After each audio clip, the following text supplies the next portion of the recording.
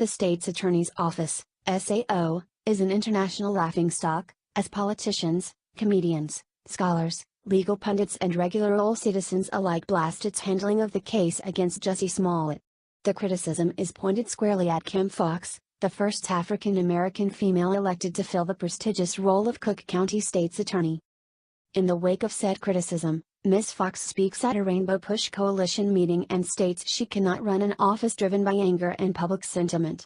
She says the goalposts change when an African American takes the position of head prosecutor, seemingly calling the critique of the South's handling of the Smollett case racially based and derogatory toward her people. This, while Jamal Green stands on the same stage and refers to the Chicago Police Department as the Ku Klux Klan, and Bobby Rush states that the Fraternal Order of Police has long been the sworn enemy of black people. And blaming Jussie Smollett fallout on race? That is just ignorant and self-serving.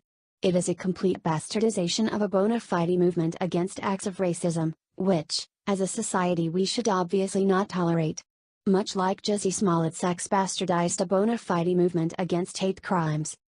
Just to be clear, this is not an attack on Ms. Foxx's race, it is an attack on her ethics and her efficacy as state's attorney. Click here to read the full letter. The letter's publication comes after Foxx defended her office's decision to drop the charges during a Saturday press conference, contending that defendants in similar cases have had their charges dropped during her tenure. Foxx made the comments during a defiant and emotional address at the Reverend Cook County State's Attorney. Kim Foxx is facing blistering criticism from an anonymous assistant state's attorney in her office over the handling of Empire actor Jussie Smollett's case, who described the situation as an international laughingstock in a letter published by CWB Chicago on Monday. The unnamed prosecutor also ripped Foxx for suggesting racism was behind the criticism of her dropping all charges against the actor. Jesse Jackson Sr.'s Rainbow Push Coalition. Foxx openly wondered if her race had something to do with the harsh criticism she has faced since her office announced that charges against Smollett had been dropped. The actor was accused of staging what he claimed to be a racist and homophobic attack on January 29 to boost his career. Smollett told two masked individuals beat him, doused him with an unknown chemical substance, placed a thin rope around his neck and shouted "This is MAGA country," before fleeing. "I have been asking myself for the last 2 weeks, what is this really about?" she said. As someone who has lived in the city, who came up in the projects of this city to serve as the first African American woman in this role, it is disheartening to me, that when we get in these positions somehow the goalposts change.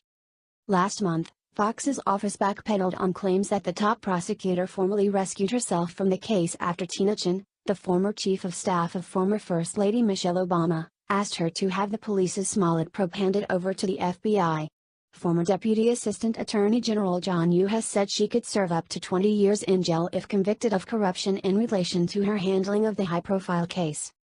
In her remarks, Foxx did not address specifics of the case, or the criticism leveled by legal experts and others who said it was highly unusual not to require an admission of guilt by Smollett, particularly since at the time they dropped charges, prosecutors said they believed they could have proven the charges against the actor. "In my 48 years of practice, I certainly have never seen a deferred prosecution done like that," Richard Kling, an IIT Kent Law School professor told the Chicago Sun-Times last week. Foxx also responded to the calls by various critics to resign, saying that she will complete her term that ends next year and has plans to run for re-election. Meanwhile, Chicago officials announced last Thursday they will file a civil lawsuit against Smollett for the cost of the investigation into his alleged hate hoax.